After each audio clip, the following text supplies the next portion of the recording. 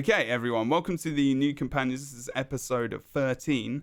I have two awesome guests with me today. The actual topic is going to be a bit varied today. We're going to be talking about kind of not specifically new players, but builds and things like that. How you just you know decide what you're going to play, what class, how maybe ESO deal with that in ESO as well, and the different programs and applications, places you can go to kind of help you guide yourself through the game, whether or not it's something, like daily stuff to remind you every day, or, builds that you can access, or programs you can access and things like that. Even maybe some add-ons here and there.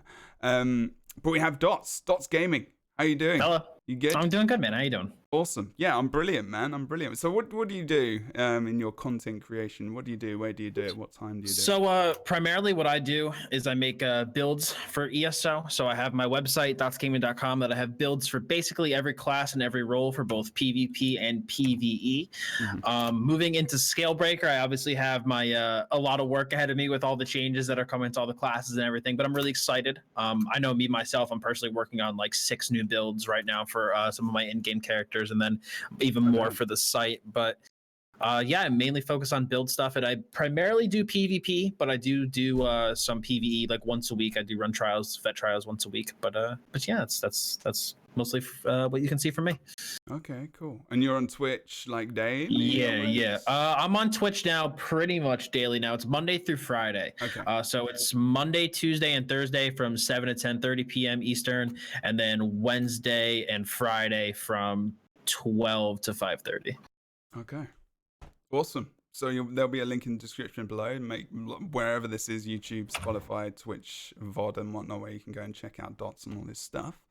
Woeler, how you doing, man? What's going on? Pleasure. I'm doing fine. Yeah, great to be here. Indeed. If you've never seen Woeler before as well, you can go to the YouTube VOD. I think a lot of people are going to be confused. Like, who's this guy? Yeah, I actually have a face. People do have faces. This is true. So yeah, tell us a bit about what you do, or what you have done in the past, what you've gone on to now, changing wise, and where you're kind of at with ESO and what you do. So I used to create tank builds. A lot of people might have gotten them from my website, but I stopped doing that. That's a chapter I closed. Basically now I continue on programming tools for the ESO community. So you might know the Dwemer Automaton bot on Discord or on Twitch or whatever. That was me. And other websites like ESO Housing, ESO Sets, ESO Skillbook, etc. And I really enjoy that a lot more than making builds. So that's why I switched to doing that and stopped making builds. So I still want to be part of this community because I love it, just in a different way. Okay, awesome. And you can check out the links. All the links will be in the description below, of course. And you've got, obviously, Dottz is twitch.tv/Dottz Gaming, and Woeler's got twitter.com Woeler Gaming, and then you've got the Dwemer Automaton as well.com. So you can check all of that stuff out as well. So, awesome. Well, I actually use the Nightblade Darkness tank build that you had from I think it's late 2018. Is it Darkness? I can't remember what it was called. So that was actually my first tank build, and I'm kind of adjusting and changing it as I go for trials, which is always fun. Nightblade playing tank.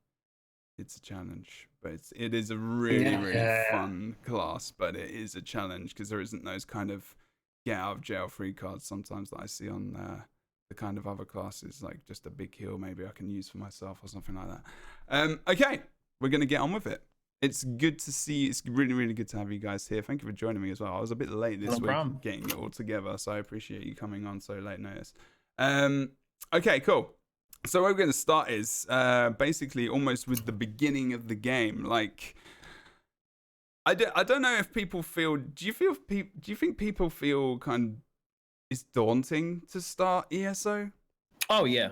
Oh, absolutely. It's a very complex game. Mm-hmm. That the tutorials, I think, over time have gotten better in explaining, but there's still a lot of little nuances about the game that you don't realize until you start playing, and you're like, you try to kind of wrap your head around everything, and you're like, I don't know what to do. I mean, that's what inspired me to make. I mean, to plug my own thing a little bit. That's what kind of inspired me to make my complete beginner guide in the first place.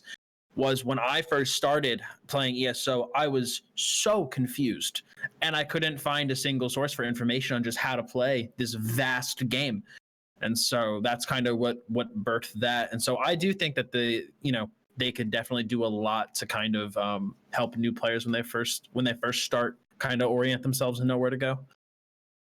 So already there's already this thing, and in the chat, funnily enough, because this is live on Twitch first of all, there's already some responses of and it's more of a new player thing, because a couple of guys who have said something, and I don't want this to be, I want to make sure that this is very positive. It's not about the fact we're trying to say, they need to change something and it's this way, absolutely. But, no, I mean the complexities of the game, I think it's actually a good thing. Yeah, I like that there's like a lot of things that build on each other, and there's a lot of little things to the game, and I think it makes for a game that you can play for a long period of time. But they could definitely, I think, make it a little bit easier to get into. I also think they did a lot of. It's really overwhelming for people when they come in, because it used to be linear, when you had to do zone by zone by zone, and now you just dropped into the game. You can go everywhere, you can do everything, which is, in my opinion, a really good thing, because it gets this diversity going immediately, that you can do what you want. Very sandboxy. For some people, it might seem very overwhelming, like, oh, I can do this and I can do that, but which one do I do first? Yeah.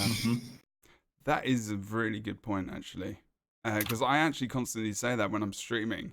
The actual, funnily enough, like the dailies are the main guide that I have of what I need to do every day, and like depending on what I want to do, like there's just so many quests. I started questing yesterday. ESO is probably the only MMO I've ever quested in. And people have watched, and I'm just, because I normally PvP, I've just PvP'd in all MMOs. But I want to do other stuff in ESO as well. But Woeler, is that what you're saying? So you feel the same? It is kind of daunting for new players to come in and to kind of witness, and then like you say, because one Tamriel which came in 2014.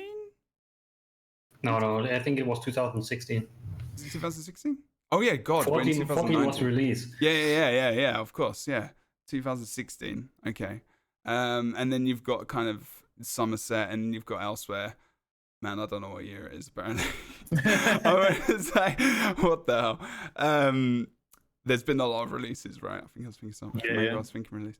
And then now you can go into elsewhere. So like you're thinking maybe, and actually a lot of people that come into my stream specifically, and probably your streams, and like that you maybe talk to the new players, is like, what order do I do stuff in? Like where do I start? Yeah. Like it's not even the build stuff. It's like, where do I go? Like, is there an order of like, main storyline? Do I hit the main storyline? However you want to do it. It is almost like that, yeah. I mean, I say kind of just follow it almost, if you really want to be that anal about it, like go through the DLC order, right?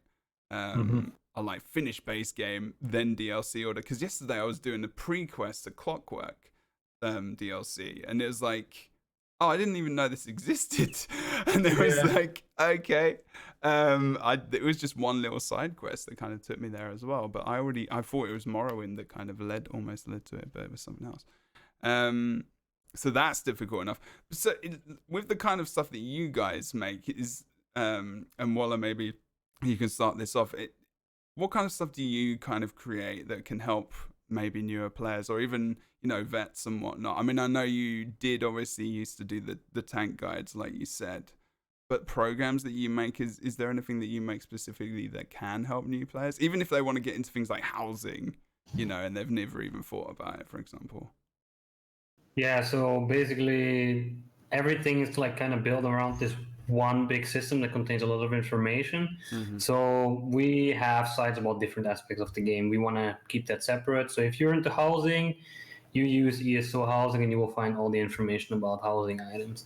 If you want to know about armor sets, you go to ESO sets. If you want to know about skills, you go to ESO skill book. So there are very nice detailed search engines in there that allow people to search very detailed for specific stuff. So I think new players can really filter out what they're going to see, or they can just go to the big list and scroll through and see what's happening, what's going on.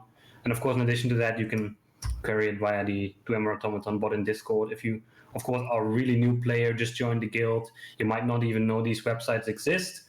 I'm pretty sure if you're in an ESO guild, you will find the bot, and then you can, talk to the bot and ask him, hey, give me some sets, give me some skills, show me what you got.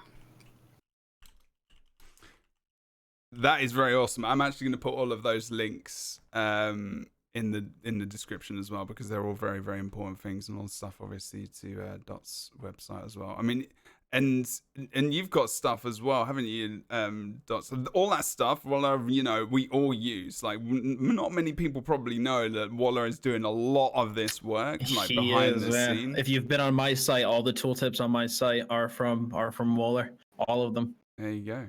So, like, a lot of the stuff that you see on other people's websites as well, that is kind of like, it's all intermingled. A lot of creators, like, whether or not they know it or not, it's all kind of intermingled. And it is pretty good. Like, Woeler is responsible for a lot of fit stuff. So, obviously, thank you, man. That's pretty damn awesome. And I'm sure many people think the same as well. Okay, so that's good. There's all that stuff there, so all pre stuff, and obviously there's things like looking up passives, like passive bonuses for races and classes, like all this kind of stuff is out there available on sites. I kind of almost wish that when you logged in as a new player or you start the game, you almost got an email of like places to go to look up stuff before you start playing the game. That would actually be good for content creators as well. But they do, in all honesty, ZOS kind of do sell content creators to the community. They do talk about them. They do. And a hell of a lot more than other games, that's for sure. And I've had that experience.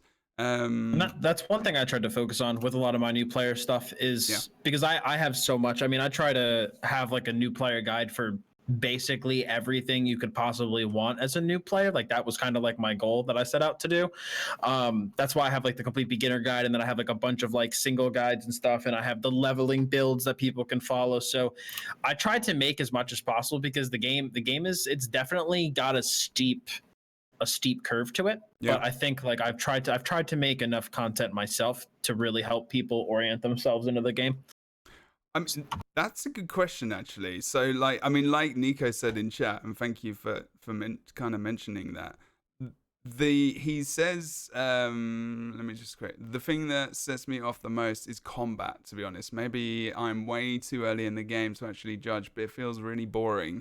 It barely has any deeper mechanics. Now, we all know that isn't the case as you start to understand the combat and what it's about, because ESO but to a new player, that's completely like fair to say, because I think it can unless you do know the intricacies of combat, like what a difference between a heavy and a light attack is, and then you realize you've got two separate things that do two different things.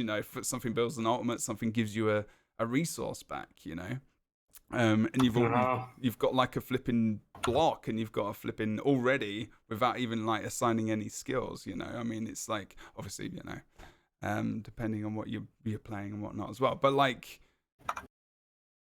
is this stuff explained enough to people, do you think, early on? I mean, a lot of that's MMO combat in general, though. I mean, MMO combat stereotypically is slow when the game starts, because you have to kind of work into getting all of your abilities and stuff. But I mean, I think a lot of what makes the combat a little difficult is kind of what Sognus is saying, where the combat is really boring sometimes. I have the case where I could beat everything with one skill, or I can't beat it at all. I think they need to kind of I think a huge problem is that the Overlands content is either face roll easy, or like your character doesn't have the power at the time to physically beat whatever challenge it's trying to overcome. I mean, granted, this is assuming you don't have champion points, because once you have champion points, Overlands content is so painfully boring, because you can just steamroll through everything.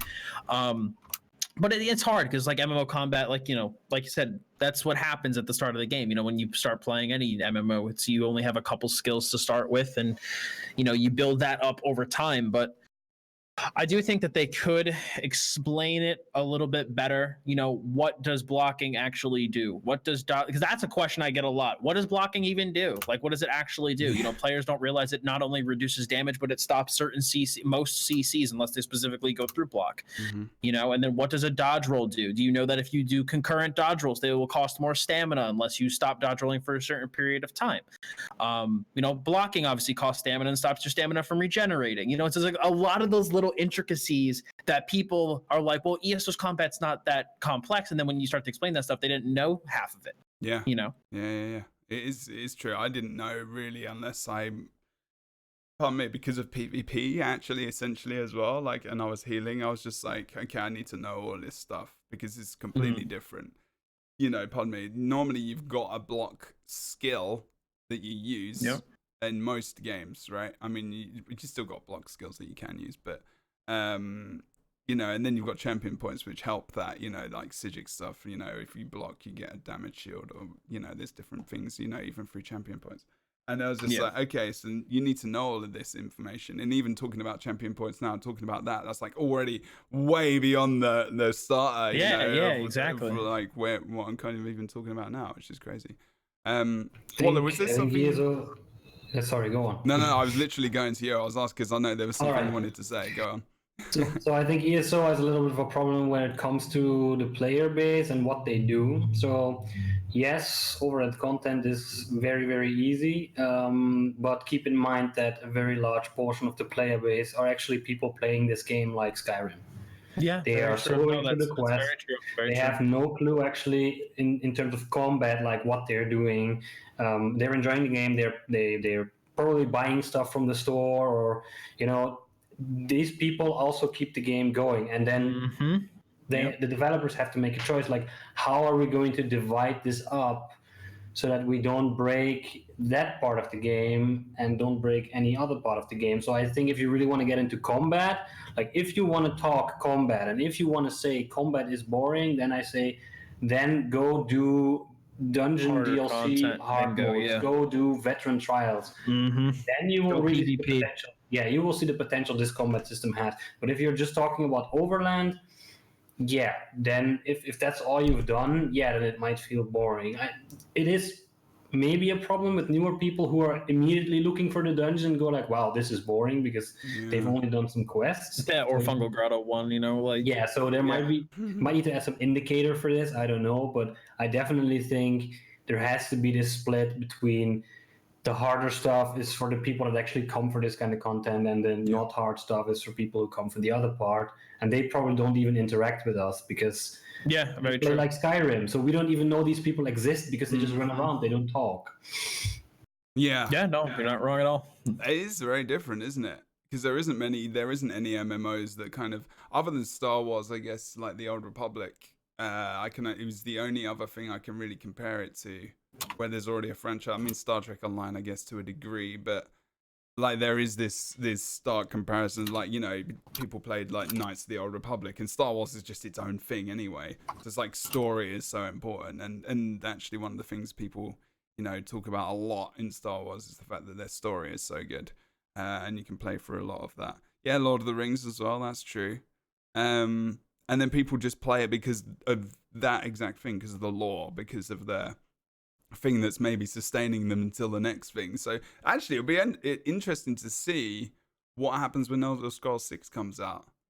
Whether or not you'll see a lot of ESO players actually go and just play that. And obviously we will. But like you can imagine, like it's going to be competing with itself to a degree. I haven't thought about that yet, actually. I actually think I did a little thing on that on my channel, and I said that cool. if ESO and Bethesda play their cards right, like they should do something with ESO combined with the release of Test 6. So have like the next chapter of ESO coincide with whatever they do with Test 6, so you could basically kind of have that hype transition from one game straight into into another, because whenever people play the new Elder Scrolls game, they're going to be like hungry for Elder Scrolls content, and then if they see oh wait a minute, this MMO is coming out with content that is very similar to this game that I just played for, you know, however many hours, And so you can kind of, do something like that, and it'd be capture some of those players.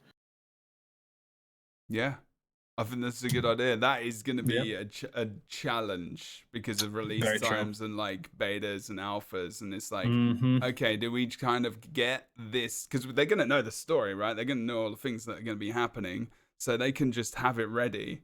And maybe it's just a one-off thing. Like it's maybe out of it. Just depends, I guess, whether or not they continue this cadence of releasing stuff as they have been, doing a Twitch preview show for the entire year, and then like having that plan of like, this is the Dragon Elsewhere story for the entire year. And then if they don't do that, then it's probably more possible, I guess. But yeah, that's the future, man. I don't even nobody even knows when the hell that's coming out, I guess. I don't know.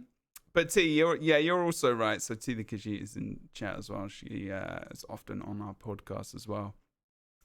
They are, I mean, I guess to a degree, Lord of the Rings and Star Wars a little bit different. So T says Lord of the Rings and Star Wars are a bit different because people have this expectation of what they think a TES game is, and that's very true. First person, and whatnot, and just kind of this story adventure RPG, this epic tale of you're on your own through this story, and then ESO kind of just took that to another place. There's other people running around, there's other stories going on, and then you've got PvP and dungeons and farming and all these daily things that just aren't available. So yeah, I mean, I'm not sure. Obviously people probably weren't happy and were happy the fact that came in.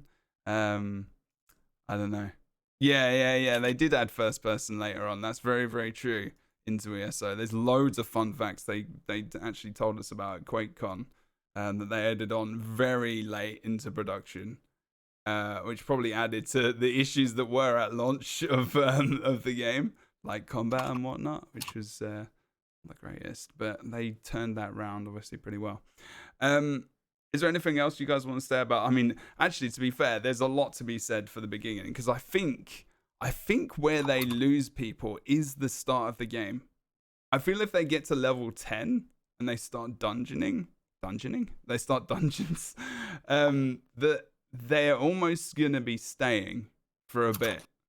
I think it's almost that initial experience. I don't know if you guys feel the same about that, or if you feel differently about where a person might stop playing ESO if they do, or they kind of get. Well, hooked. they do have the quest lines for like the Undaunted and stuff that get you having to go into a dungeon and do stuff like that. But I think that they could point out, the Undaunted a little bit more, point out the Fighters Guild a little bit more, and the Mages Guild a little bit more, could do something like that where, maybe upon entering your first city, they have like a town crier or something there with like a quest that tells you to go talk to one of those people, because like there are so many people that, like, I made a guide for like, Mages Guild, Fighters Guild, and Undaunted, and there were people that are like, oh, I had no idea these guilds even existed, and that's a huge amount of character power that you're missing out on, or even just entire storylines or content that you're missing out of if you didn't even know that they were there. Yeah, and like for dungeons and stuff, probably indicate more that it's actually about a dungeon, what you're going to do like right now. If you go to Auradon, if you start in AD, you pick up this Undaunted quest in the inn, I think it is, that will send you to Banished Cells. The only indicator that this is actually about a dungeon. So if this is a person that purely comes for an aspect of dungeoneering or raiding to this game, they are not going to read the text this NPC is going to tell them. They're going to spam E. Yep. And they will. The only indicator that this is actually about a dungeon is that little icon next to the quest, which it should be like more. Oh, like dungeon quest started in the middle of the screen. Yeah, or something like that, where it really tells you, like, listen, this is 4-man content you are going to do right now, and then people immediately know, now I found something that I want to do. Yeah. Or immediately point to this from the beginning of the game, like, hey, we've got a couple of suggestions. If you want to play this, then go here. If you want to play this, then go here. So if you are listening to this, and I think this is good, especially for new people as well, like you can jump into ESO. You really, really can jump into ESO and make of it what you will. And you can, especially if you want to just explore and kind of find out these things yourself. I think that is a good experience. It's a very good experience. But if you're someone, like if you're the typical MMO player that would like to, and I don't want to talk for every single MMO player out there because everyone's different, and we all have our own experiences, but it is very useful to have a look at the class you want to play, the race you want to play, because ESO is still kind of old school in that. Like, I mean, there is not many games that do racial passives anymore, especially new ones. Other than maybe like PvP ones, maybe like I think Crowfall. They could definitely do something along the lines of having in like the character or the racial descriptions. They could easily have something that says like excels in, and you could say like magical damage or healing or tanking and physical damage, you know. Yeah. So, you know, they don't have to say, you know, this guy's good for stam DPS, because a new player's gonna be like, I don't know what the hell stam DPS means. Like, what does that mean? You know, but if you tell someone like physical damage, you know, like a new player can look at that and go like, oh, that's a sword, that's a bow, you know, that's what I want to do, physical damage. So they can look and go, okay, maybe I should be an orc, or maybe I should be a what elf. You know, they're not going to pick a Breton and then be like, wait a minute, why is this a bad choice? You know, and then when they eventually get to, you know, get to their racial pass, and then they're like, oh, this doesn't help me at all. Yeah. And they feel like they wasted so much time. You know, so just I feel like even just like a little thing of text just being like, you know, this race excels in X would be super helpful. Because I mean, I think they're trying to negate that a bit, though. Like they're true, trying to normalize all these racial passives, which I think is a good thing. But they're trying to like make everything more or less on the same level. I mean, it's still not. They still have diversity, but I think the differences between races in various roles has been negated for a very big part since like a year ago. But I'm not sure where they want to go. If they are going to add these tooltips, they will immediately bring back this, there is a big difference, caution, and I think that's what they are trying to avoid, actually. But I'm not sure if they're going to redo it again, because I still think there is just a better option for a race always if you want to do something specific, but we'll have to see. No, it does make sense. I actually didn't think about that. It's very true. But but then again, it's that medium, isn't it? Like that happy place. Like you still need to, because I feel like the racial passives always are, they're appealing to the Elder Scrolls player, like that's played like previous games and whatnot. And people that expect these things, and then you've got the MMO player who is like, you know, I just want to play whatever race I want to play because they look cool, and I want to do the same stuff as the other guys. Like I want to play. True. You know, which is, you know, with Elsewhere as well, being like, you know, Khajiit centered, obviously, because it's Elsewhere. And then Necro's coming in. It was obvious that they were going to give them some kind of, you know, strength in, you know, magic use. So they had to change that.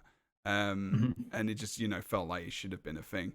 But because imagine being not, you know, it's the Khajiit place to be, and then you're not going to be playing a Necro. Like, that just wouldn't have happened. I feel, there was no coincidence that they made the Khajiit racial pass. It was able to be super flexible with whatever role you chose. Exactly, because it was such a selling point, and it was so important. Absolutely.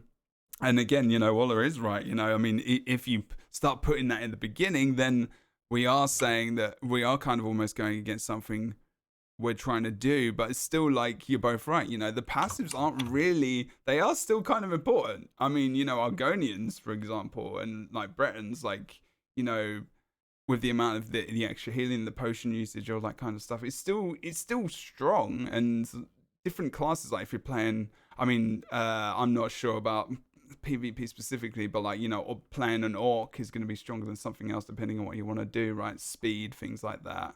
And just health and stam region, like recovery and things like that. You having that extra boost in PvP is like really strong, really strong. Because it's all about resources, you know. I mean, if you've got like full HP, you both got full HP, the other guy ain't got resources, you're winning that fight, right? Because HP almost doesn't matter to a degree as long as you got resources, because you can just spam that vigor, man. You know, it's just like, I don't know. That's another personal issue I have with PvP, to be fair. But anyway, that's another podcast. But there are tools out there that you can use, like that Woeler is definitely a part of as well, like on these different websites, as well as Dottz, like saying that, you know, all these guides, like basic stuff like Mages Guild, Fighters Guild, you know, really important things to know early on. Crafting, for example. I mean, Woeler, you've got lots of involvement with crafting as well, haven't you? Or am I wrong about that? Do you mean like in game or in the sense of like with the building programs and the websites and stuff that you're involved with, right?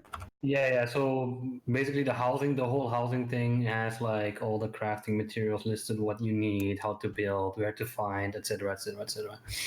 Okay, so there is a lot of that stuff that Woeler's involved with as well. Dottz, are you getting into any housing stuff? I'm not the biggest housing fan. I made my guild house. I took I think like 4.5 hours and I made my guild house and I was like, all right, I'm done. It's over. I made my house. I was really happy about it, but no, I'm not a crazy housing fanatic. Like I give people so much credit because I even did like one of the medium-sized houses myself because I once tried to do one of the larger houses. I just got super overwhelmed and ended up just saying screw it and just like tossed a bunch of random crap into the house. Yeah, T was so proud of my housing stream. I did do one. I have had one. You had a stream. housing stream. Wow. Yes, I did a one where I built my guild house. Took me 4.5 hours, but I did it. I'm thinking about it. I'm thinking about getting like starting from scratch and like just seeing how far I can get and then realizing that I've got nothing. They're actually pretty popular, man. There are people that do. That's what they do. They just log in and do housing every day. There are tons of people who do it. I'm checking out that website. Well, that's gonna be my guide, man. I'm just gonna have your website out. I'm just gonna be like, yep, I'm. Oh God, everyone's starting to get excited about a housing stream. Please don't. Okay. Oh God. They still should increase like the major house like furniture limit. Like it's been on like being asked for 2 years and still haven't done anything about it. Because I have like 2 of these huge houses, like the one in Hugh, Spain, the palace, and the one in Gold Coast, which is also a palace, I think, or some kind of manor. And I just can't get them decorated nicely because I run out of slots. There's not enough slots. Yeah, the big houses are very big. So you have to. Yeah, okay. Well, there you go. Well, that's actually another thing as well. Like as a newer player, I mean, we're talking about builds and all these other things, and might just be worth slotting this little bit of information in because Woeler obviously builds these kind of things as well. Is it easy for players to get into housing? Like, I mean, we've had a housing podcast and everything else, but like thinking on the same terms of, I know it's completely going out of the realms of the podcast, but it just might be, seeing as we're talking about it very roughly, very randomly, is it easy for a new player to get into that kind of stuff? Do you just need money? Is it like literally like you could just kind of have cash, but like you also need to play the game and craft and learn all these things? Level crafting, obviously. So I think you need all professions if you want to do like a lot of crafting recipes for furniture. Even jewelry crafting has some of them have requirements. So, and you need a lot of gold or a lot of time because either you're going to grind those recipes and that's going to take you a very long time, or you're going to buy everything and that's going to take you a lot of gold. So that's the choice. Well, there is that. Time or gold or money. Yeah, it's the life of the MMO player, right? Exactly. That is pretty much the life of the MMO player. Okay, so all right, let's think about this then. So and this is what I was thinking as well. I don't know if you've got anything. I feel like there is on Outcast website, and maybe you helped build this, Woeler, I don't know, but and maybe Dottz, you got something like this as well on your site. The in-game build guide, right? It's a kind of like a build guide, isn't it? You know, when you level up and you can take skills, and it says, you know, do you want to go this way? We recommendation. Yeah. What is it called? It's called like build. I don't know. It's just the recommendation. I forget. I turn it off all the time. I even forget what it's called. I don't know what it's called. It's like the I know what you're talking about. Yeah. Where you like it helps the build guide in game. Yeah, no, I know what you're talking about. Yeah. And the build advisor. There you go. Yes, there it is. Exactly. Yeah. Chat comes. Build yeah, we advisor. already knew that. I turn it off all the time. So. I haven't used it for ages. But best thing with it was, I started when I started playing when this patch came out. I was redoing my skills because they were reset, and I was picking my taunts for my tank, and it says, "What are you doing? You're picking the wrong skill." I was like, "No, I'm not sure It who told made you this, that? but no. Well, it just kind of said, are you talking about with the guy with the advisor up? It was just like, Yeah, just looked like I it was confused. morphing something and it said, no, you should take the other morph. It's like, no. Oh, right, No, I okay, want because it's to got have the this little one. flashy thing going around it, right? And it's just saying like, go this way, arrow, kind of stuff. Yeah. I made my own custom version of that before the skill advisor even came out. That's why that's basically what my leveling builds are. Like I made a bunch of those like that for every class and every role. So like it gives you like recommended racials, armor types, weapons, vampire versus werewolf, and then a huge laundry list. And this always confuses people, but it's explained. It's a huge laundry list of skills that you can pull from Right. to basically kind of create a build instead of just kind of like what the skill advisor does. And it kind of but it's good for somebody who's new and has no idea what they're looking at. But what I try to do with mine is I gave people a huge pool of skills to choose from and just be like, kind of do your own thing while you level, because that's the one of the joys of the leveling process too is not being so streamlined and not being so like this is the skills I'm going to use, like it's just being able to experiment and see what you like and see what you think is good, and then eventually when you get to the end game, if you want to craft a build of something, the way I personally tried to lay them out, you'll have all of those key skills and stuff leveled up. So then you can basically kind of pick and choose which 12 you would like to use for your build, your end game build. And remove those skill points when you need to. But then if you do want to change, at least they're kind of leveled up. Yeah, exactly. That's a difficult process. I think people do not know still. Like there are new players that maybe don't understand that's because it is different. I think it's very good. Yes. But it is different. I mean, there are games that have that similar system. We can actually go on to that in a moment. Just going to continue on this kind of line, but that's a good point. Something we're going to talk about. But so yeah, it is the skills advisor. There we go. Okay. And Dottz just mentioned that as well. So it could definitely be improved, but it's not a bad system. It's something that I think should be there. Yes, yeah. Because some guidance is good. But I feel like, like Woeler said as well, such a good point. I remember feeling bad at the beginning when that visor came out for even contemplating about going off of the yellow arrow path. I was like, okay, I want to try this. Oh shit, no, you can't do that. That's gonna be. What are you doing? Like maybe that's not right, and then I'm gonna suck if I don't do this right. And when am I gonna be able? And then all the questions come into your head, and you start googling. What level can I change this so it doesn't suck? And, like what is this? When can I do this? How do I do this? Where do I do this? How much gold is it gonna cost? And the implications of this for now, like if I can't do it till later, like am I just not gonna be able to use that skill? All these different questions that came up into my head as well. So yeah, that's kind of a good thing that you mentioned that, Woeler, actually, because that brought back the feels of those moments in time. The build guide improvements. So maybe there could be something that says, you can go this way, but it's not the end of the world. And like, if you do want to respec or whatever, you're going to be able to do that at some point in time. So don't panic if you pick the wrong thing. Yeah. Although, actually, saying that, maybe giving a new player a little bit more leniency, I guess, in terms of being, or adaptability, or whatever word you want to use, and letting them change those things a lot more as they level up, like as they get towards 10, like you get to the point, you've got this skill point, you assign it, and you can still change it if you want to.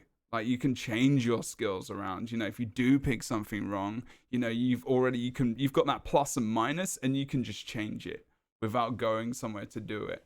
But then I don't know if that's... they do give you the rededication scrolls when you hit, I believe it's when you hit 50. But there are tons of people that don't even know the rededication shrines exist. I actually had a bunch of people ask me, like, I committed my skill points to this and I don't want to use it anymore. Do I have to delete this character and make a new one? I was like, oh God, no. Oh God, no. I was like, just go to the shrine. So they could definitely though highlight that, like, hey, by the way, if you tried this and you don't like it, you can go here and do it all over, something like that.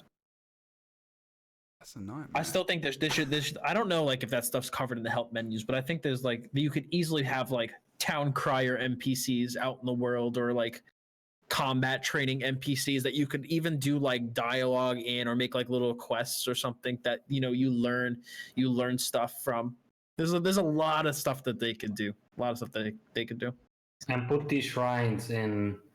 So they are now only in the capitals of alliances. Put them in like Put them in the Davin's Watch capitals and of stuff. DLCs as well. Yeah, that or too. put them at least where people see them immediately, especially in the DLC areas. Like, why do I have to go back to Grothwood every single time? Maybe it had a purpose in the beginning because the alliances were like cut off. Yeah, exactly. Now everything's open. Just put them in more places so people will eventually walk into them. Yeah. That's also very true. Yeah, especially because so many, I saw people mentioning it in chat earlier.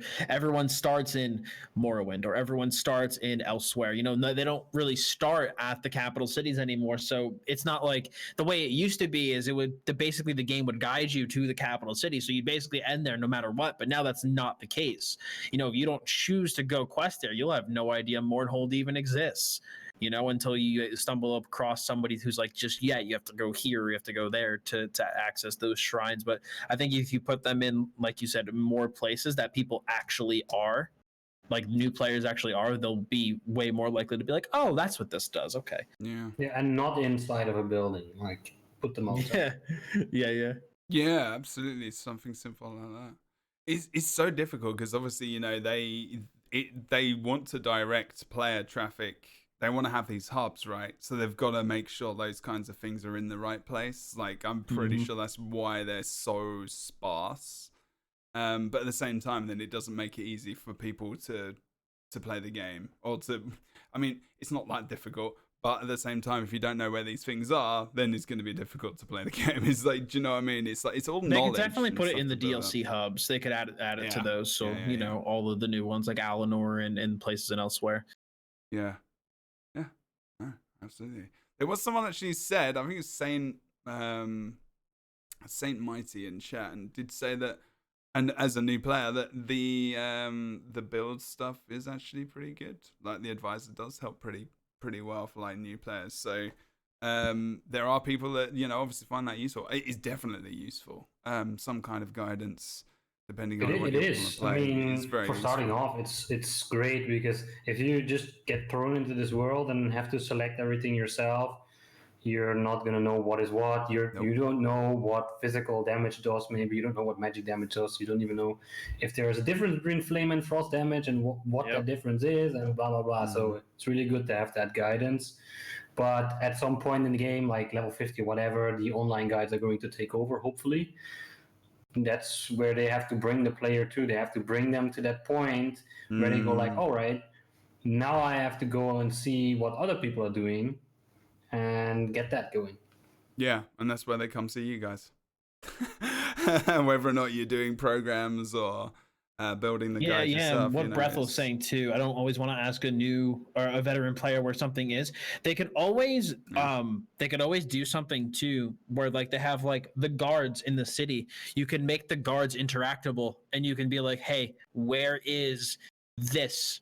And when you ask them that question, it'll put like a little ping on your map, similar to how you have like the zone guide pings, where like if you want to continue the story, it'll put that little thing on your map and have like the blue circles like radiate from it. They could do a similar thing with the guards where you're like, hey, I want to know where the bag merchant is. And like that was, I remember like WoW's got like a similar thing. I was literally about to started. say that. Absolutely. I learned what so many things in the game were because I went and talked to a guard.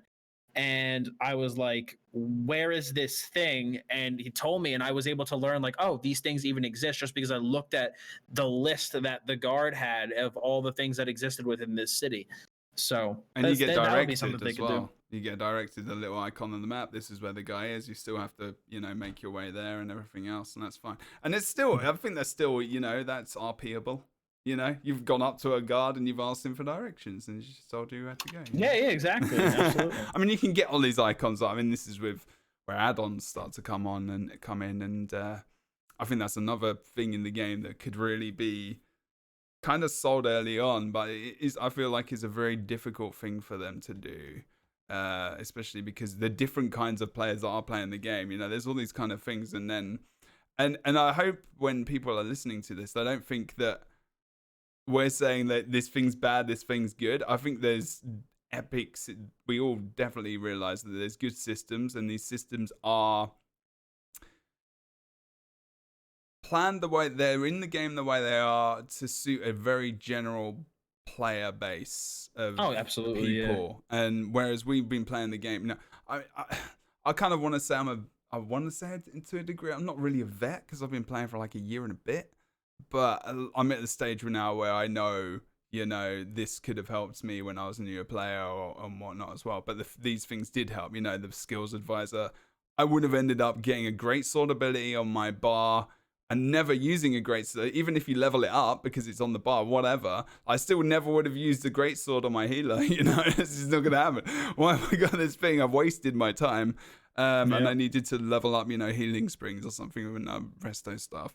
And I'm just like, okay, well, I was never going to use a greatsword anyway, and I kind of just used the skill point. And I probably could have ended up going that way if I didn't have the skills advisor. And it pointed me into a direction of, I need to be using these different skills for my role.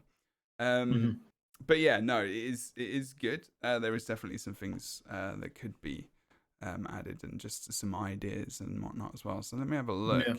I definitely think it's something to do with skill points. I feel like I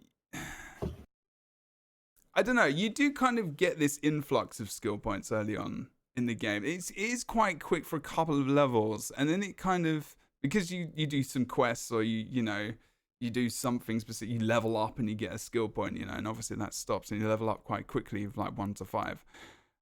I feel like you could get them a lot quicker. I actually feel like you could get double up to like level 5. Like just give 2 a level or something. But then is that too much choice? I mean, is it fine? Do you think these? I'll start with Woeler first. Like, do you think it's fine the amount of kind of skill points you get at the start of the game? Do you think that kind of introduction of would it be too many skills? Like to just be like, here's a shitload of skills immediately, like here's 2 skill points per level, you can get 10 abilities, and I mean, you can actually, I guess you could morph one. I can't remember what level by the time you're going to be able to morph one. I think it's like level 6 or something, maybe even earlier, I don't know, depending on how much you've used it or whatever. Do you think it's all right, the amount of skill points you get as a new player starting off? Could you get more? Is it fine? No, I think it's fine. You should not get more. Yeah. The problem with giving people more is what they do now is they give you a set amount that you definitely cannot, or you can spend it. And you still will have skills that are grayed out because they're locked, because you can't use it, which forces you to look what these skills actually do, because you have to make this choice. And in that way, people indirectly read, or at least learn something about what these skills actually do. If we would give people like twice the amount of skill points in the beginning, they're just going to click plus, whatever. I just get everything. And I think that's part of the learning experience, that you have to make this decision, and then later on in the game, you'll have seen everything, and then you can also use everything. Very good point. Indeed. You're on the same kind of page, Dottz? So Yeah, I pretty much agree with that. I think they could maybe take, I know some of the later levels, when you level up, or give you like, I think like 3 or 4 skill points, and I think they could maybe like bring some of that power down to kind of near where you hit level 15, which is when you get your weapon swap. And so make it so that you're able to more easily fill both of those skill bars like pretty soon after you hit 15. But I agree with what Woeler said, especially pre 15, just because the one thing that people always say is, well, there's no difference if I grind up a character versus if I level up a character traditionally, I'm still going to be using the skills. But it's like we, what Woeler said, because you earn everything so much slower, you spend passive time reading the skills, playing with them, going through the questing process, and you taking a longer time to use each skill, and in between getting each skill point, you learn the game and you don't even realize it. When you just blitzkrieg your leveling process and get 30 skill points in a day and 30 levels in a day, you have all these skills, and you're like, especially as a new player, you have no idea what you're doing or what's going on. True. So it's you got to make sure that you pace things so that you almost kind of indirectly force people to take things a bit slower. Yeah.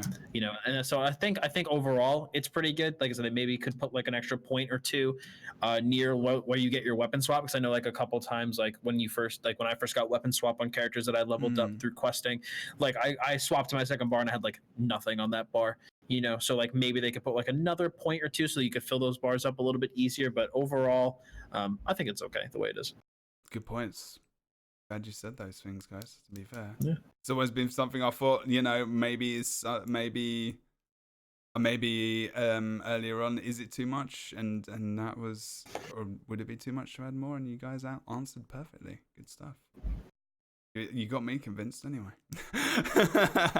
But maybe, you know, like you say, at weapon swap specifically, there could be a little bit of a bump up. Maybe you get a couple more. Maybe you do get 2 or 3, but then, you know, maybe that's enough. Well, maybe you don't need to, because then you're at that point where your mind is already like, okay, now I've got another weapon to add. Like, what weapon am I adding?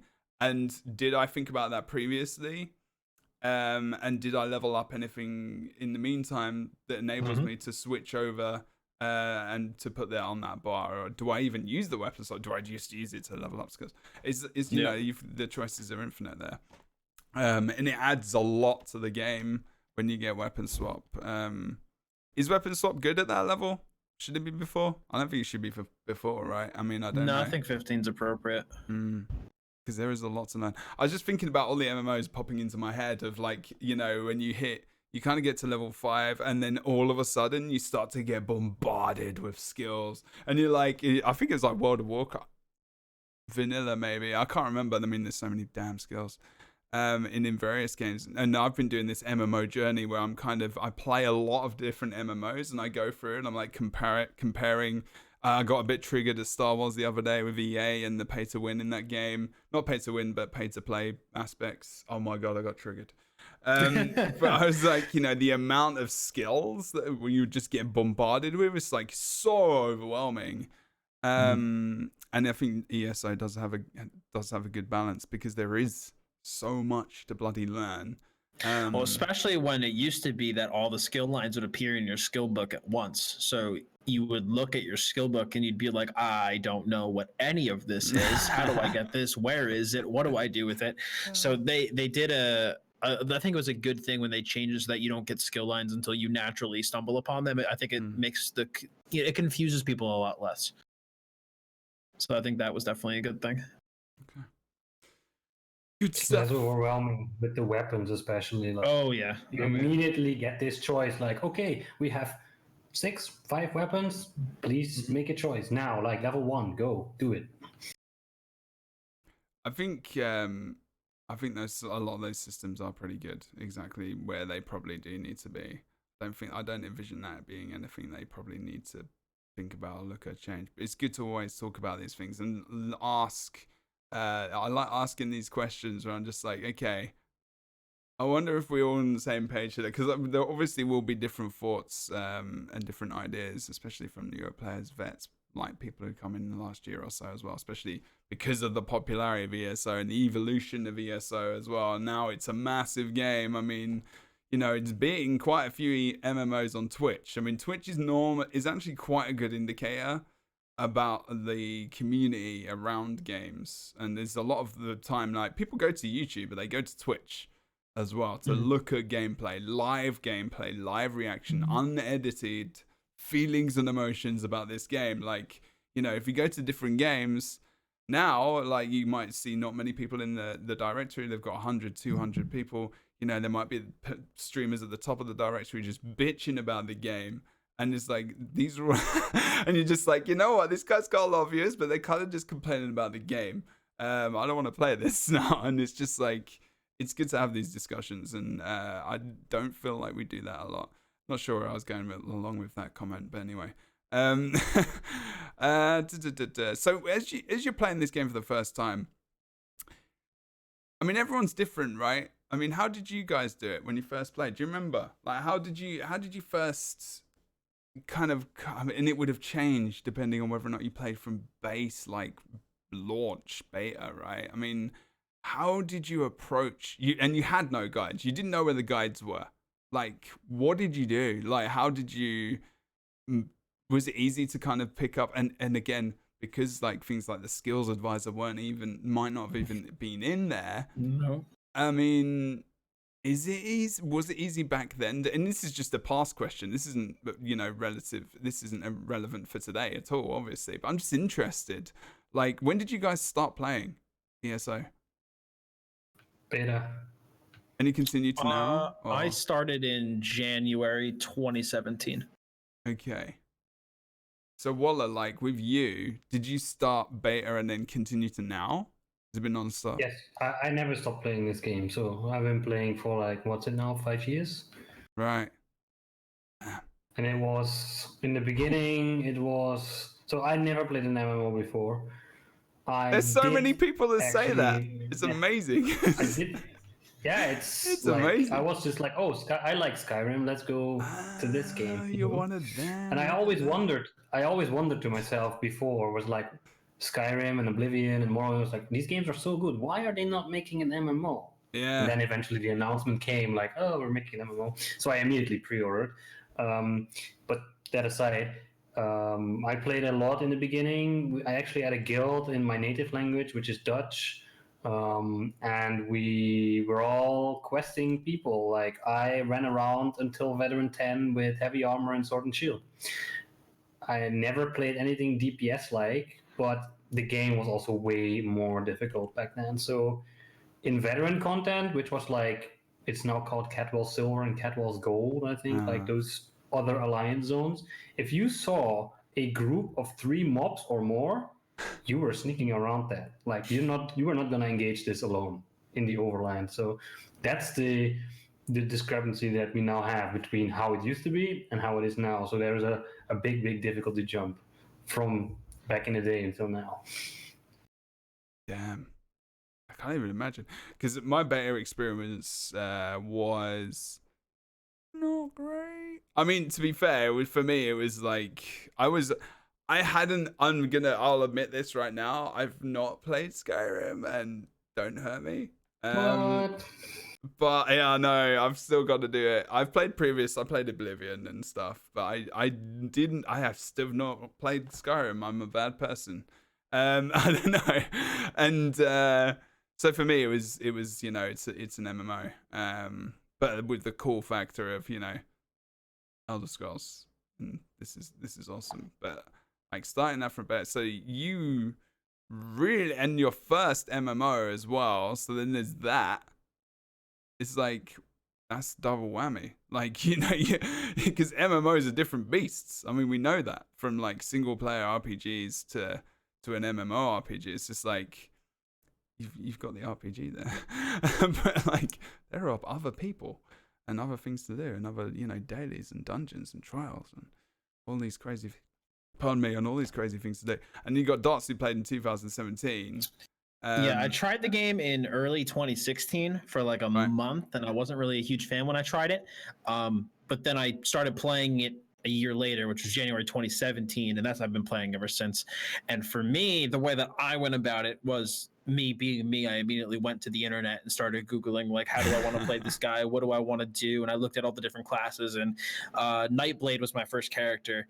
And I just basically found a build that I wanted to use eventually, and basically just tried to level up my character to eventually use that build. But I just did, like, my first experience was I did what I always try to tell people to do, is I quested, because you never get your first experience, your first round of leveling. You only get that one time. So I wanted to do it right, and I just quested and leveled up very casually, and just really took my time with it. And I liked it. It didn't feel like a chore like in other MMOs where like leveling up is just like such a chore and it's boring and it's a means to an end. But it didn't feel like that in ESO, which was what I really, really liked. I actually felt like I was still doing something important, even though it was just questing. They did a really good job of putting you into the story and really feeling like like an Elder Scrolls game. And then eventually, once I got to CP 160, I just started PvPing and just started trying to learn and become proficient at that. So very different, like, kind of ways through there, I guess, to play the game, especially depending on your goals and what you want to actually do. Oh yeah. I mean, I always say, like, I play this game a lot, and there's still pieces of the game that I haven't even touched things I haven't even done yet. You know, there's so much content. There's so much to do. Crazy. We have had, and I'll just say this, I know it's during live, but I've got to say it, we've had some hosts and subs and gifted subs. Thank you very much. Obviously, this is live on Twitch as well. So I'd like to try and make sure we do kind of say hello to everyone and look at the chat. Thank you very much. It's very much appreciated. Oh, wow. I can't believe you played since beta to now. Was there ever a time like, is there, and both of you as well. So if you think about your, I mean, and you can sell yourself now if you want. There's no way to do it. Is there a guide, I mean, maybe that you guys produce or that others produce as well, that would have been good? You know, that would have been nice. Like, obviously we say, you know, experience the game from the start, like maybe just jump in, play the game. But is there something where you're like, you know, I really wish I'd had this? And I think it's good that games don't handhold you. Like, they shouldn't, you know. I mean, especially with story games nowadays and everything, and I'm going to sound like an old man get off my lawn style person right now. But the game's flipping easier, right, than they used to be. I mean, I still remember Shinobi back in the day, man, where you used to get hit once and you were dead and you'd start the whole thing again. And it's just, you know, that's a little bit extreme. And now you've got games which do that, you know, like Sekiro and Dark Souls, where they're probably the same level as what they used to be back in like late 80s, early 90s. I don't know. Anyway, high horse. Whoa, getting triggered again. Calm down. I mean, ESO thankfully does have that and, you know, all these different modes. Oh, wow, I really am getting old, aren't I? Scary. But you guys know what I'm talking about, right? Back at home, like everyone listening on Spotify and watching this on Twitch and YouTube, I'm, you know, Dottz and Woeler, you know, definitely know what I'm talking about.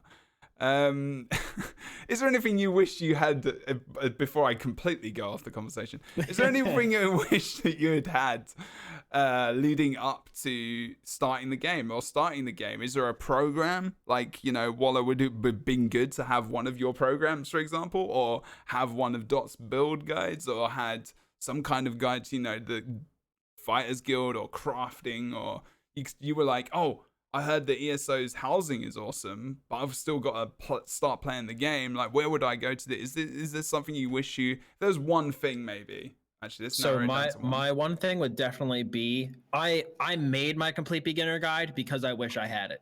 Like, that's why I made it, and I knew that. Like, when I first started, that was one thing I searched for. I remember when I first started, I probably spent a full day searching for one place where I could be like, how do I play this game? So I looked for that one source where I could just find, you know, all of the basic details that I would need to know, and I couldn't find it.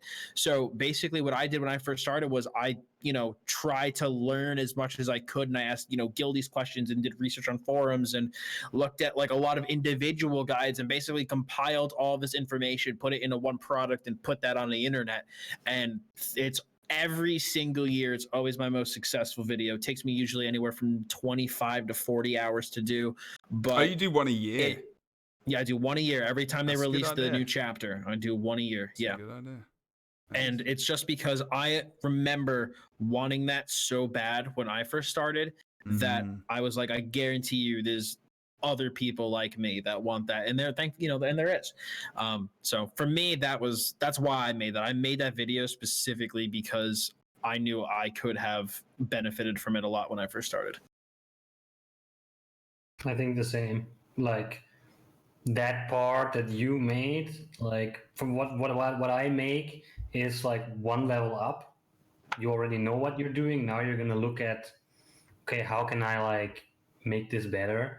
But it's the same. If I would have had your beginner's guide, then my game would have been completely different, because I actually quested my way to veteran 10 before I even knew what a normal set was. Like, I was just wearing random gear that dropped from quests. You know, I was absolute so terrible. Hey man, that's not terrible. That's some people want that experience. Like, some people like their armor changing and they don't want to use outfits. I don't do that at all. Yes, I do.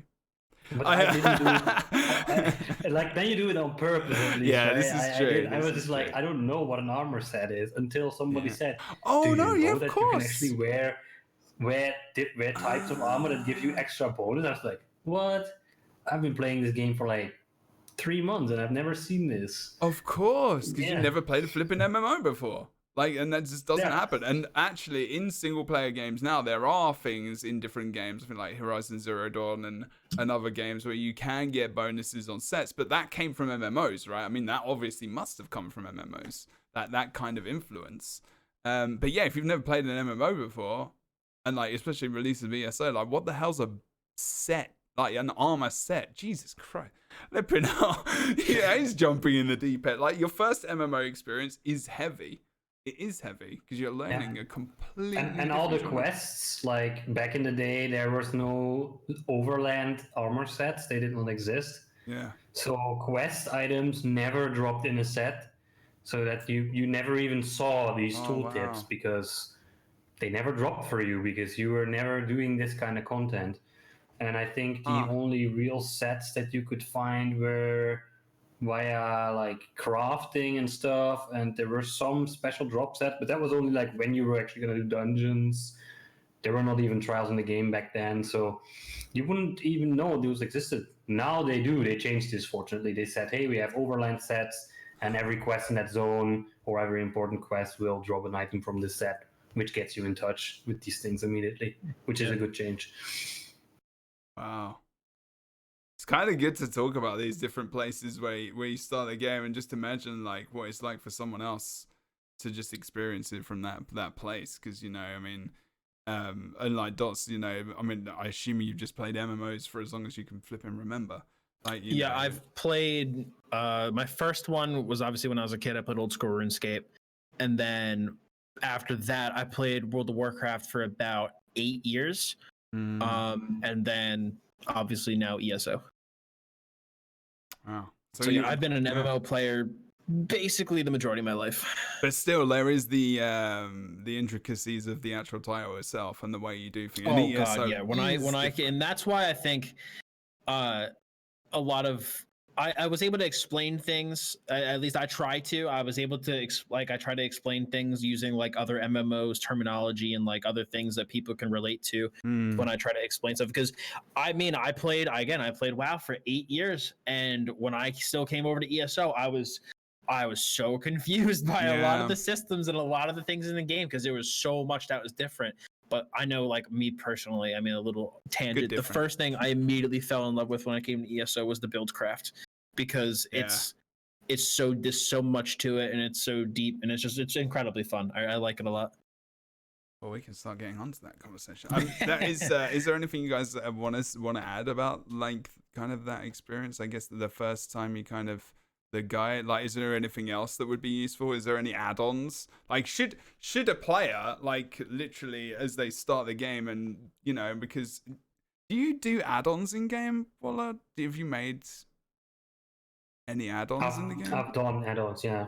Which ones are yours? Because I know you have, but I don't know which ones. I don't, so I gave them away to other people to maintain because I just don't have time for them anymore. So I used to do ESO database, which is like this character database thing. I used to work on Raid Notifier, which is still active. I think other people are developing it.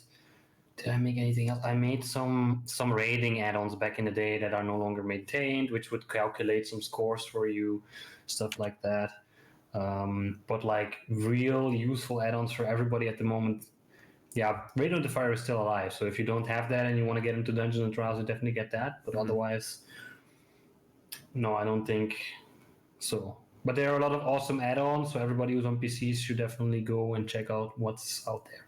That's always the first thing actually I do whenever I play a new MMOs. I know if it has add-ons, I go and I look for the add-ons, because like the way that I always like to have my user interface and everything set up first so that I can get used to it and understand it and stuff as I get throughout my leveling process. And yeah, there are definitely a couple add-ons which in my opinion I think are like mandatory for your sanity. I mean, there's only, I think I'm looking sanity. At the list of the ones. That's such a good way of saying it. Yeah, I'm so looking true. at the ones that I use, and I can only pick off 3 that are like, you must get this. and that's like action duration reminder, Yes. map pins, Yes. and anything that gives you a search bar in your bags. That's so true, actually. Search bars. Yes.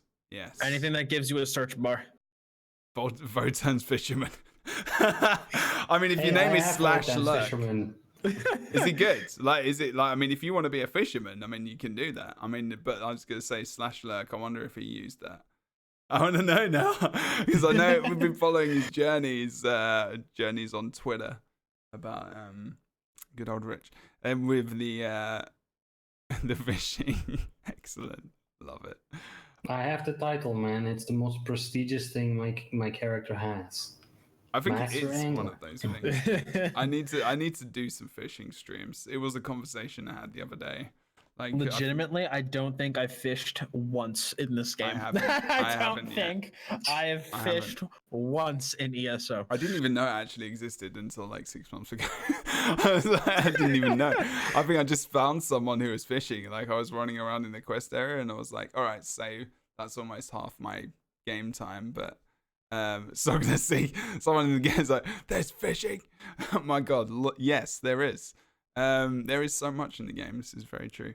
But fishing, do it. There are some add-ons. I think I definitely know that. I mean, I'm pretty sure Dottz probably has this, and many streamers do as well. Like an add-ons command, because you get to the point where it's just like, oh my God, you yes. get asked so many times. So they are a thing. I spend more time on my stream reciting commands that my bot has than I think doing anything else. So it's definitely worth looking into. So if you're again, and this isn't really specifically a new players podcast, but I feel like it could almost be in a section of a new players podcast because we've already kind of done that.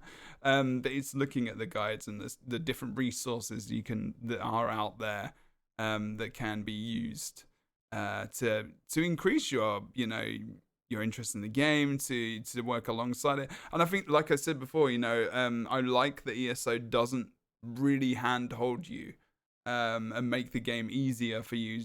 Okay, Overland is a little bit easier, but newer players, like we say, if you're not. But still, when you do Overland as a new player with no CP, I think someone in chat said it earlier, and I think it was very true. Some quests are like face roll easy, and others are actually really difficult. I remember I did that once on a stream where I did a whole questing stream without CP, and I actually had a boss. I don't remember what it was. It was in Somerset. I actually had a boss that I died I bet I know trying to kill this Overlands boss, and I was like, son of a bitch. Oh, is it Overlands or was it in the Delve? Yeah. Was it in the Delve? No, it was an Overland. It was Overlands. Okay. I don't remember. It was like a boss from like a final, like the final boss of a quest line. I think it said like, oh, recommended with a group, and I was like, psh, recommended with a group. Oh, there you go. I'll be fine, but I did it without my CP, and so it's in the the difficulty I think is there for people that are brand new, just starting and don't have CP, which I think Woeler touched on it really well earlier. That's who it's for. You know, that difficulty is appropriate for those people newer on. Okay. Righty ho then. Let's continue on down the trail, wherever this may take us. Okay, so when you're actually, I've actually got quite far down there. That's actually quite good. So when you are creating a guide, or you're creating or you're with your new player, your new character, whether or not you're a new player or you're a veteran, and maybe specific to you guys,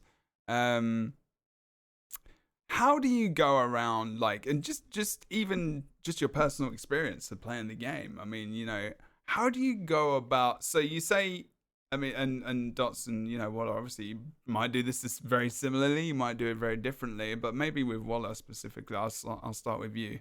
When you want to play a new character, right? Do you have like an idea of exactly what you want to create, and you've done lots of research beforehand? I mean, it's very different for you guys because you're vet players. But is it about making sure you pick like the race that's correct and everything else? So maybe even if you go back to when you created your Nightblade tank build, maybe you think back to that. Did you always have specific skills that had to fit into that build, or specific races that you were like, to be the most optimum, it's got to be this? Or was it more like this is the most kind of fun thing? Or does that make sense? Yeah, so I think this changed over time. So of course, my first character was just, I like this, I'm gonna play this. Oh, this sounds fun. Let's do this, right? That's probably what a lot of people do in the beginning when they make their first character. Now, at least now you can like race change. So I guess if you're into like this stuff where you want to do the maximum of the maximum, like the 0.1%, then you can race change. In the end, what I did is my first character was really there for me to enjoy the game, enjoy the quests, enjoy the story, which I still do. Whenever a new DLC comes out, I log onto my main character and I go do the story. What's your main character again? My main character is a Khajiit Dragonite. Okay. That is Khajiit Dragon Knight, would you consider that to be the strongest race to play that? Just as an open, just in your professional opinion. No. In your professional opinion. But it doesn't matter, right? I play tank on this character. Yeah.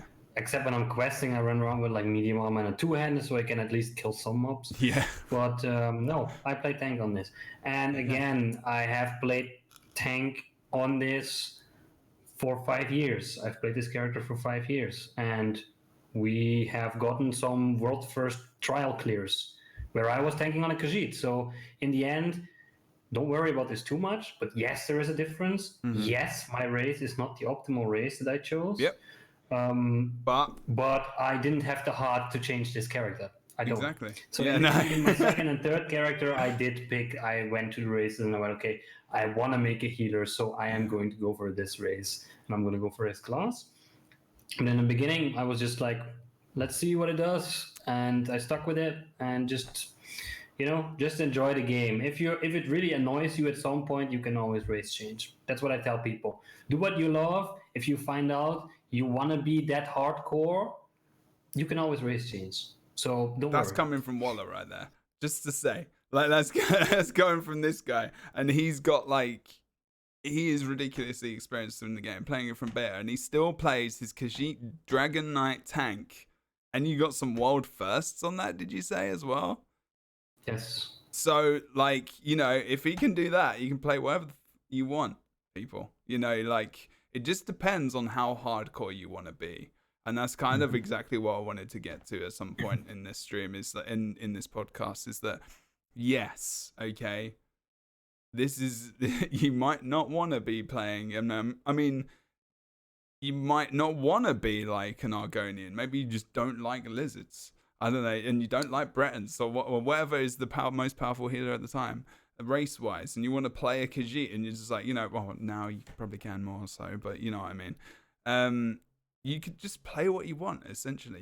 You can still be strong in different ways, as long as you're having fun with it, and that's the most important thing. Do you feel the same way, Dottz? Is it like, with PvP, I guess, it's almost... I feel like these passes are so... I feel like PvP is the place where, like, passes are even more... They're just so important, like, ridiculousness. Like, Argonians and, like, just stamina regen and health and speed, all these things. Yeah, so for me, with PvP, I think that ever since they did the racial passive balancing with Wrathstone, I find that for PvP, the racial passives are better than they've ever been, because you can completely choose your race based off of what you want your character to do. So for me, like on my Stamina Necromancer, I knew I wanted to go with the two-handed and bow, because for me, I usually will start with like my weapons and armor type and kind of go from there. So for me, I knew I wanted to go 2H and bow, most likely medium armor on that guy, and be really quickly and like move really quickly. So I knew immediately I'm going to play Bosmer, so that when I do the dodge roll with my bow, I'll get the major expedition from the bow dodge roll plus the 10% from the Bosmer passive, and I'll just be zooming all over the place, And then I knew for my Dragon Knight, I was going to play in heavy armor, and I wanted to be really tanky and be able to take a lot of damage, so I picked Nord because you get the resistance passives from that. But like right now, I actually just turned my old Nightblade tank full circle back into a Magicka Nightblade, melee Magblade, and he's still an Imperial, and I don't want to pay to race change him. And so I built around the fact that I was an Imperial. I used the racial passives that I did have access to my advantage. So I didn't have to worry about getting stamina from certain locations. I didn't have to worry about getting health from certain locations because I already had it on my character's like his racial passives. I already had it from there. So I didn't need to use any prismatic glyphs. I was able to just go full on into Magicka. So it really, like, from a new player perspective, I completely agree with what Woeler said. You can really just pick whatever race you want and just go for it, because if you do play a stamina DPS as a Breton, you can use those Breton passives to your advantage and work with the fact that you have access to them and build around them.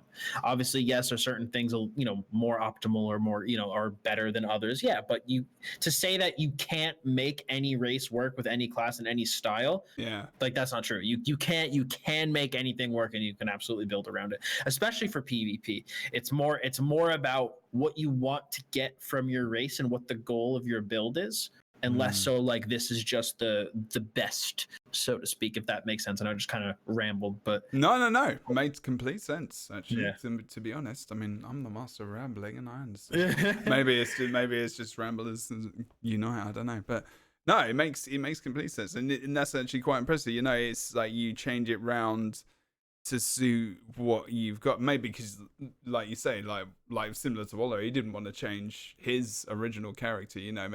Maybe a character is, has a place in your heart. You don't want to change it. Maybe you just don't want to pay for it. You just don't want to pay for it.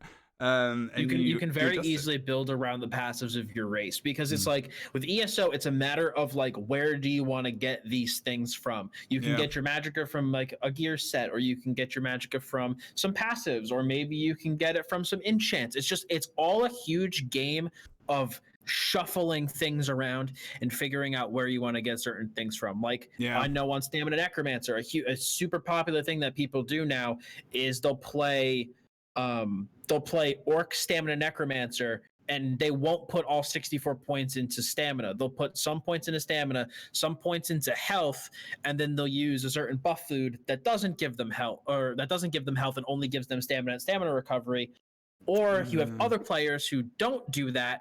They'll play they'll play like a stam race like me. Like, I play Bosmer, but I put all my points into stamina, but then get my health from my buff food. So it's just like a matter of where you want to get certain things from and how you want to go about getting those points. It's like a huge shuffling game, and you can really get things from wherever you'd want. It's just a matter of where you're trying to get them from. If that makes sense. Yeah, no, it does. I think that's the beauty of the game, though. Like you said, the build craft is something which is pretty damn cool in that.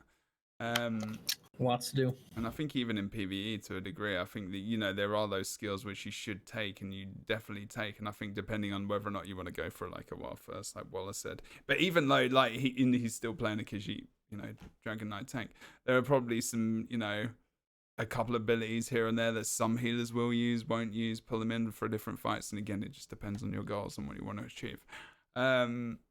Like it. Awesome stuff. And if there's anything chat wise as well, I was going to ask about chat in terms of like what you feel from before, add-ons that you would have liked to have had from the beginning of the game that you actually use all the time now. Like, tell us. I would like to know as well, and maybe I can chuck some of those in the video later. I've kind of actually gone through a lot of these different things I was going to talk about here. Yeah, I have actually. Oh, this is something generally in the game actually, and this is something I picked up from your build, your tanky. What's it called? Well, it was called Tanky versus Tank or something like that. I can't remember. Was it your video? I'm pretty sure. You mean like the support versus selfish thing? That's it. Yeah. I think that was like one of the, in terms of.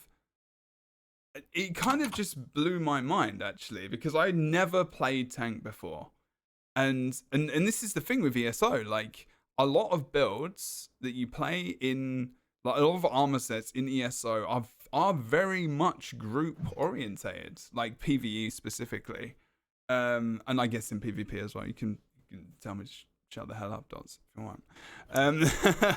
I mean, I guess there are sets in PvP, but I feel like, is a PvP set a little bit more selfish other than if you're healing, or do you feel like there are some which are supportive to the group as well that you would run. Are you asking like on certain gear sets? You mean? Yeah, I'm getting around to the. Oh no, to the there are some sets that are absolutely group focused, like set like transmutation is like the gold standard healing gear set for PvPs, because it's like whenever you're hot to take on somebody, you give them a huge boost to their critical resistance, and then you have a set like Wizard's Riposte that could also be beneficial to somebody who's in the front lines, where if anybody like attacks them, they'll put minor maim on that person for a certain period of time. So yeah, you absolutely want to consider a lot of those sets in a group PvP environment. So if someone was running Troll King, that'd be really helpful, because that Troll King buff will extend to your group members as well as yourself. Making sure that, especially now, one of the meta group type setups is basically where you have one person in your group wear all Harmony jewelry. Okay, so to increase the damage that your synergies deal, and usually it's a Magicka DPS that's also wearing Vicious Death. And then you'll, for those of you who don't know what that does, basically whenever somebody dies, their corpse will explode and deal a crap ton of damage.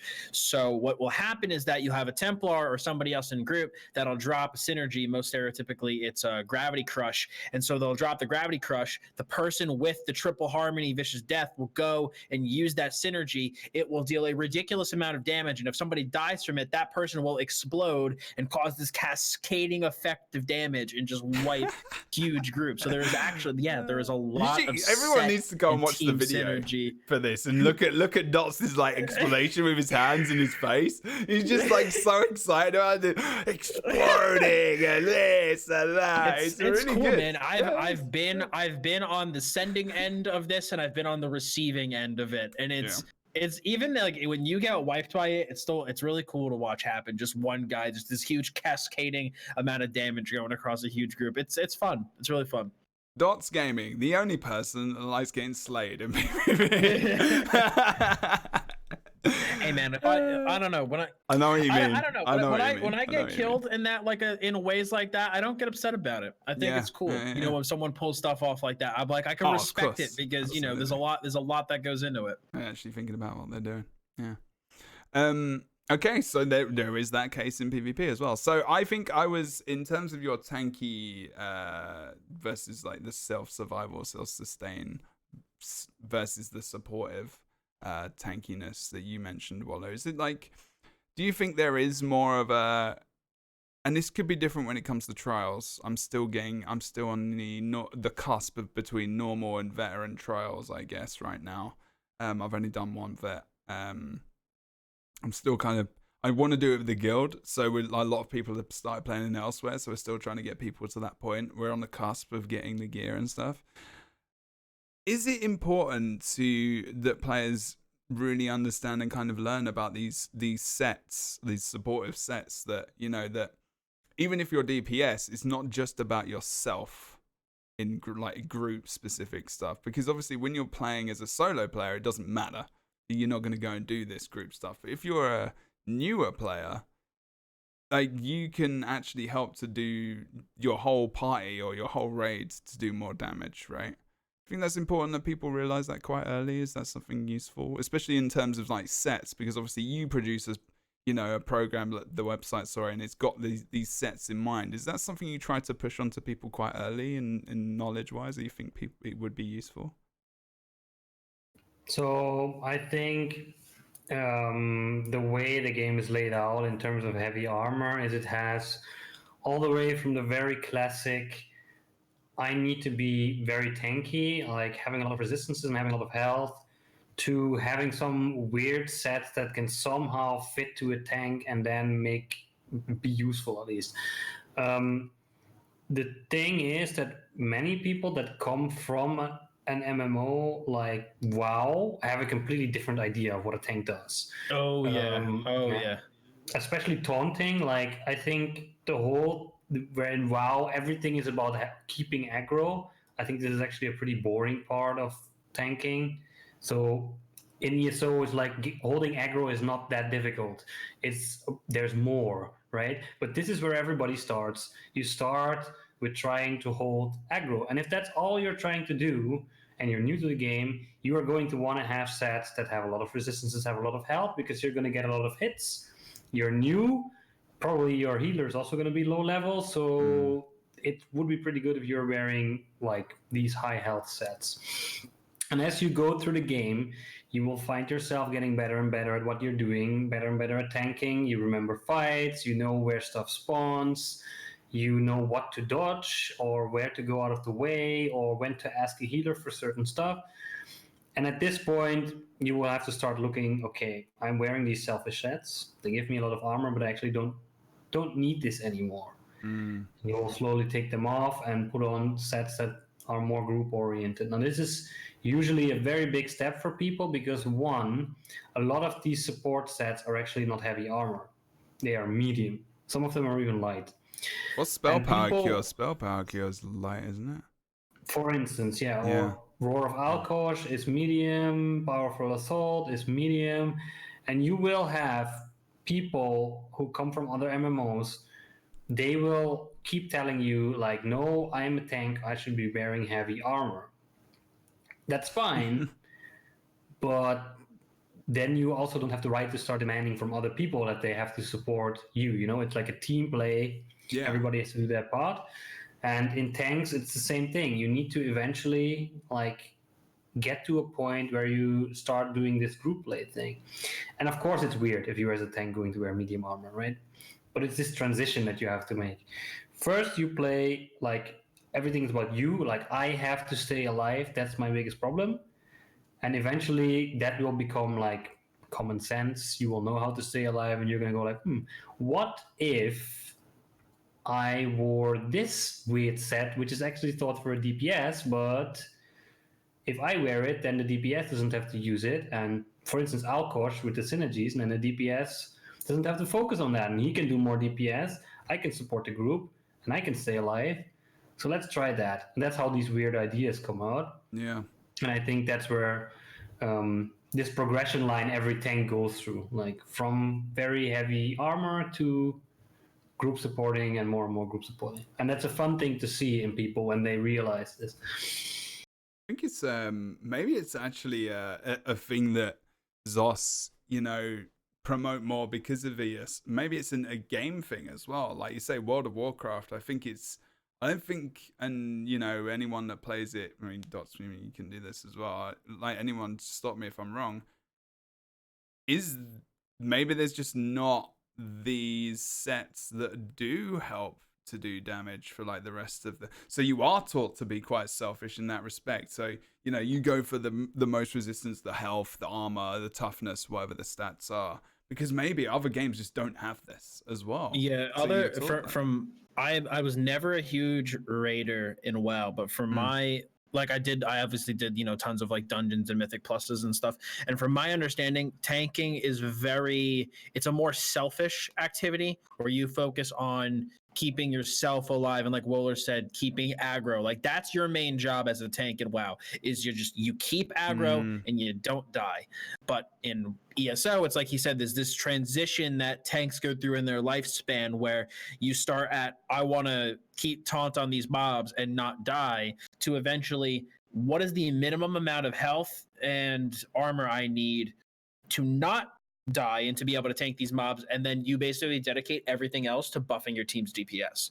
You know, in WoW, it's the tank's job is way more like aggro, don't die, you know? Yeah. So I think that tanking in ES is very unique in that way, and I think it's a mindset change for a lot of people when they come to the game. Yeah, and you can make it. That's the good thing for everybody, because a lot of people say, "Oh, I don't really want to tank. I think it's boring. Or I think it's hard." You can make tanking as hard as you want it to be. Exactly. That's the thing. Especially if you like wear light armor. You can say, "I'm not gonna buff. Like I don't trust myself wearing medium armor." That's fine. You can do that, right? Then you're being honest, and you'll probably not die, and you guys will make it through the dungeon. Just don't do things that you can't do, and you will eventually get to that point. Yeah, that's Very the true. lesson I'm learning right now as a Nightblade tank, actually following Woeler's build from 2018, which is primarily, I think, is a dungeon build, but I'm adjusting it now. And you've got spell power cure, which is, you know, I was not expecting this as a tank to be like, okay, I've rolled this Nightblade because I like playing things that aren't the norm. Like in so many Nightblade MMOs. tank's fun. Nightblade tank's fun. Yeah, it is really fun because you can just like use different skills. Like I mean, I think I started off when I was low level as using the kind of blink, the port to start my, to just start doing damage and just to have fun and then start actually taunting stuff. Just like as using it as like a charge. I can't remember what the ability is called. But then as I started to, improve and realizing that wasn't useful ability, other than just because it looks good. But that's the way I had fun. That's the way I wanted it to be. But these things Can I answer one question from chat? Absolutely, go for it. Yeah. So somebody is asking, I was tanking for such a long time, 5 years, me, and he says he's getting kind of bored of tanking and how I made it through these 5 years and not get bored. So the real thing is here, for me, if you go and tank something, there's two ways you can do it. There's like, okay, we've done this before and the way we did it before worked, so I'm just going to do exactly the same. Or, and maybe this is just from me coming from the hardcore rating that I've done, where every single second matters. So you are going to try every single little thing that you can try to improve, like chaining mobs at different positions, or timing with other people, or making sure to pull a boss already before other mobs have already been killed. So it's this constantly re-evaluating, what have I done, how did it work out, were we faster, were we better, did we have more or less deaths, am I playing risky or not. And I think as a tank, especially in a raid, you have the battlefield control. You are the person who basically controls who and what is where, who can stand at what position, and where people can go and where they can't go. And you're also the person who can basically see everyone and has the time to tell other people what to do. So I think in that sense, if you are the tank, definitely also take that leading role that you have because of this battlefield overview. And then I think there will be a lot of more fun in what you're actually doing. And you can keep coming up with new things. And other people will start finding out like, hey, this guy is doing something interesting, and they will start picking up on that as well. And then the ball will just keep rolling. So it's been rolling for 5 years and I'm still doing it. So it really comes from like experience. So true. Absolutely.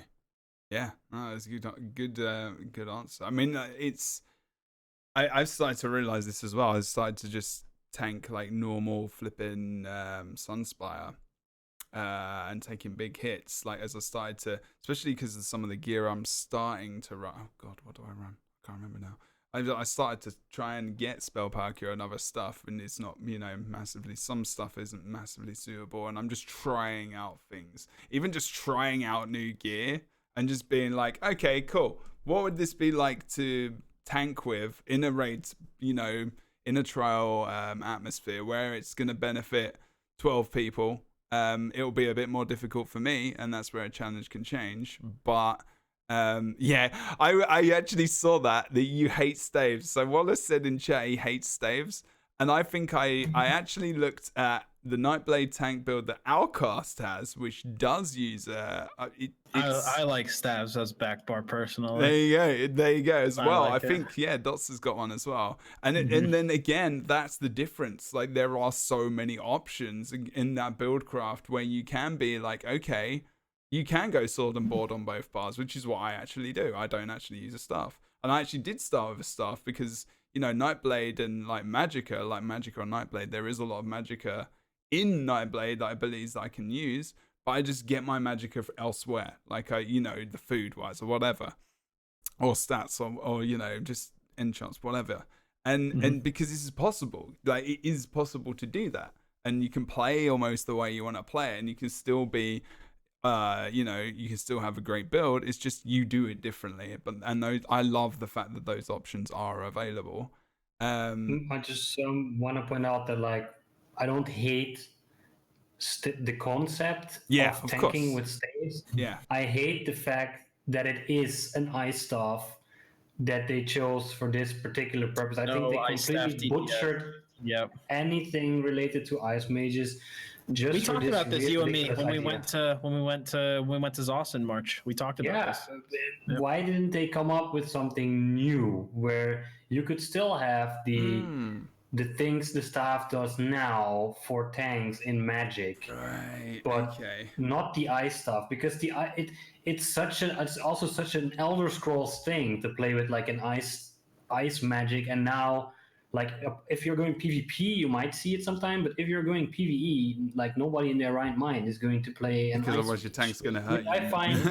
which I find sad. I would like to see people play shock, flame, and ice. That would be cool. Yeah, had different effects, right? They could do something. They could add a new staff type, like make like alteration staves for tanking. Yeah. That's like Something like that. a thing. Yeah, like a thing from the test universe that hasn't been added yet. Yeah. The alteration staves for tanking and actually turn ice into its own Or element. just add earth, like earth stars, something like that, stone staff or something. Something Yep. which sounds Yeah, kind of anything. Yeah, obvious. lots of options. Yeah, because I think I remember doing that earlier on in dungeons. It's like no one was going to tell me that this stuff was going to do this. So, and it's like, why do things keep attacking me, man? And now I know, and it's like, who's running an ice Heavy staff? attacking with an ice staff. Yeah. You're taunting things and you don't even know it. Exactly. Yeah, and who would honestly in their right mind think that would this happen, exactly. Like Mhm. nobody. Because ESO is such a vastly different game as well that you can tank with a staff in the first place, let alone knowing that you could it is a thing. And I think that's again at the beginning of the game, like it might be good to say, like, just as a little thing, guys, by the way, you can also tank with a staff. You can pretty much you can do these things. Yeah, actually I think it's great, but also at the same time I kind of agree. It would be the amount of abilities and cool combinations that aren't available because you can't use it in a DPS manner. I mean, you can, but not in like raids and trials and stuff. Other than if you're a tank, there's maybe a little bit of an opportunity missed out, and then maybe you never know. They're watching, and maybe one day they'll think about changing it. Who knows? I think sometimes they watch it. Well, Slashlock just came in anyway, so maybe he's still. I don't know. Okay, where am I with this? So I actually really like those kinds of answers in terms of the sets that do, and I'll try and stick that in the description actually. The sets that are supportive, which don't necessarily make you individually strong, maybe as a tank or as a DPS, but generally buff everyone so that all the damage and all the survivability and all the tankiness is all around, and survivability is all around stronger. So you aren't individually like the strongest person, you're buffing everyone else, and that's what group content should be about, right? The strength of the team rather than the strength of the individual. And obviously there are going to be individual things like rotations, like champion points and things which push you ahead, experience, and some bits of gear which add to your crit, whatever, which are important as well, and just individual skill, I think, which should be important and is a good thing. We're not going to be long off from like really finishing this, but and I don't know how far away you guys, we've actually got through this pretty well, have looked at the patch notes, because these podcasts I want them to kind of always be kind of relevant, so I don't go into patch notes too much. But there is Scalebreaker coming up, and Dottz mentioned about the fact that he's looking forward to the fact that he's going to have to update a lot of stuff. And Woeler, obviously, definitely is going to have to maybe potentially change a lot of stuff as well. I mean, I guess you guys are already in the process of doing this, right? A lot to do, a lot to prep for. You mean on the websites with the sets and skills? Well, I mean, anything that you do. I mean, where's the biggest area of, he's smiling. Okay, for Woeler, for you, where's the biggest, when a big patch comes in, like Scalebreaker, which I think Dottz felt it was almost 2, right? Because there's balance, and then there's dungeons with new sets, and then for me, the thing that it feels like it's 2 patches is they're doing the whole dot rework on top of also doing the weapon line balance, overhauls, right? Yeah. On top of the class changes, on top of the set reworks, on top of the dungeons. The patch is massive. it's huge. There's a lot. So that's why thinking about all of the build changes and all of the stuff that's going to come forward, this is a lot. It's a lot of stuff that's changing. I started looking at it again yesterday because it's been a long time since I looked at the notes when they came out. And there's a lot of information where I'm just like, this is kind of going over my head because there is so much. That's a lot, yeah. And I think I love when games really switch up metas, and especially when they change the way things work. I'm definitely on the side of I welcome all these things, but at the same time, sometimes it could be a little bit too much, but also screw it. If it's going to change my game experience, and like I'm in a point where I would love to just switch it up, change abilities, change, armor, change the way we do things in dungeons and PvP and everything else. Meta changes on a big scale, flipping love it. Especially when PvP games do that. And like heroes become very weak all of a sudden, and like things you've never thought about using are just, there was a rabbit that just never got used, and it's got this massive, AoE cleave CC ability, and then suddenly it's just the main thing, it's the strongest. Do you know what I mean?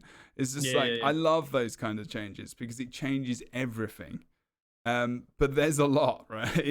There's like, I mean, as abilities wise as well, you're not going to you can't spam necrotic orb anymore. It's just like one. That you can't spam healing springs anymore. It's just one, right? And you have to make sure you aim it right. You can't just spam it all over the shop.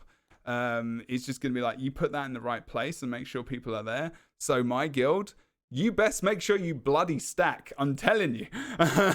Stacking is good. I say it every time. I love you guys. This skill has become such a meme after these patch notes. It has. I was going to say, he went right for it. Not even waiting. Going right for it. Yeah. I'm gonna let them surprise me to see how it's gonna work out. But what's your concern? Sorry. Well, I think the concept of orbs was always to have this passive healing on the side, and some people would use them to get resources back if they could get the synergy. Now I know they kind of were like, oh, this thing is just like shards from Templar, but like it's not. But no. it is. It's and they were like, exactly. Oh no, so shards only has one active, so let's make orbs have one active as well. So I think this is like the thought behind it. Like, okay, we have this one ability that does X. Now the other ability that does X works completely different. So there's like this discrepancy between how powerful they may be. Yeah. So that they were like, okay, we're gonna nerf the orbs, like to decrease the mass usage of these, because every healer uses this. It's like everybody knows. But I think that there's a second side to this. So like, yes, absolutely everybody in raiding and dungeons is using these things, and yes, they are spammed. But on the other side, they are unique in what they do. I think the mechanic of this floating healing thing that flies around the battlefield that you can get resources from if you run after it is something very unique, and I think they should really not, what's the correct word? I think homogenize these skills. That's the right word. So much that it doesn't matter anymore, because now if you if you go for resources, which is a big part of orbs, you can also just throw spears, and spears are way easier to target. Yes. So is that the purpose though? I'm maybe not really sure. Is that the purpose though? Maybe of that. So because that's the way I kind of saw it. It was like you got this one orb now, which you really do have to think about in terms of placing, not placing, but throwing out directionally, making sure that is in the right path. Does it add? Is it too much? Intricacy, I guess, like too much. Is it too much about that, or is it just like it doesn't really matter, like no one needed this thing to change? Or so the healing's basically been butchered now, because the healing that was coming from it was from having multiple of these things active at once. Okay, then you're gonna say, all right, then I'm gonna do it for the resources, right? People will need to do the resources, but why would I throw an orb into my group that takes 5 seconds to get there when I can just throw a shard and boom, it's on my tank? Why would I still use this skill? Do you think that will just disappear? Just as a random aside. I think a lot of Templars, because other classes don't have this, of course. A lot of Templars will go back to using spear shards to supply resources to people because it's just way easier now, because the orb had the benefit of healing and now it doesn't, because, or maybe they'll just spam one orb and then use the rest for spear shards. I'm actually upset. Because as soon as somebody takes them, you can throw another one. I actually use this on my Nightblade just to save myself if there's issues. Like if people wipe, I actually spam like 3 or 4 orbs and I'm healing myself. Like I spam them in the direction I'm going, and I heal myself. I actually use it for sustain, and yeah, it's going to be interesting. Not every healer is a Templar. That is true. But I think in terms of the balls, like you are going to have to, it was easier to just kind of throw them out and for those synergies to go, but now you can have one. So where you throw that is going to be even more important. So, I mean, again, if you're not a Templar, which is, I think in terms of healers, it's the best class to give resources, isn't it? Like in terms of just basic core abilities. You can also do it with a Warden. You can also heal with a Necro. But the thing is, those who were already not at the top, like the top, are going to be set back even more now because they don't have those orbs anymore. Yeah. Which at least put them somewhat on par with Templar with resource regain. Yeah. And now that's just gone. Yeah. Like, absolutely. Yeah. Because it's not as easy with the other classes. I mean, Necros isn't that strong. I know that Warden it's the mushrooms, right? I can't remember now. I haven't played my Warden healer for ages. Yeah, you can get resources back over these skills. The mushrooms is like sometimes it's a little bit more. It's not as easy to target and to get onto people, and it's a little bit more annoying as far as I remember. Like shards is this big AOE circle, and it's just like throw it over there, and it's pretty piss easy. I mean, I still I still like my Templar the most when it comes to healing, but I do enjoy Warden, and Necro's got some definitely interesting abilities, and there's some bonuses to everything. Obviously Necro having a res, which is pretty damn cool. Yeah, the res ulti is amazing. Yeah, remember Dottz? That's awesome. Yes, I do. That was so cool. Were you guys hyped when you played that the first time? Like, and you did? Yeah, so we were doing Scale Caller with 4 Necros. We were doing 3 DPS and a tank, and me, Kevduit, and Zynode, we all died, and Woeler was able to kill the final one of the ice guys and use the battle res on us and get us all resed up so that we could go and hide in the shield to prevent itself from dying again. It was super badass. It saved the whole run. It saved the whole run. Oh, that's awesome. I wish that was one of those moments. Super cool. It was super cool. Well, it's like, yeah, fucking hell. Like the moment. That's what that skill's supposed to feel like, that gave you that kick, like, oh my god, this really is an ultimate. Yep. Hell yeah. Absolutely. Love it. You finally found the show. There you go. You finally found it. It is live every Sunday, every other Sunday. Sometimes we have it the week after, indeed. Yeah, we have epic guests. We've got Dottz and Woeler today. And we are actually pretty much gonna finish. Actually, is it? I mean, in terms and just very, very. And I'm not sure actually if I asked you, Woeler, because I think we kind of went onto some of the skills and stuff.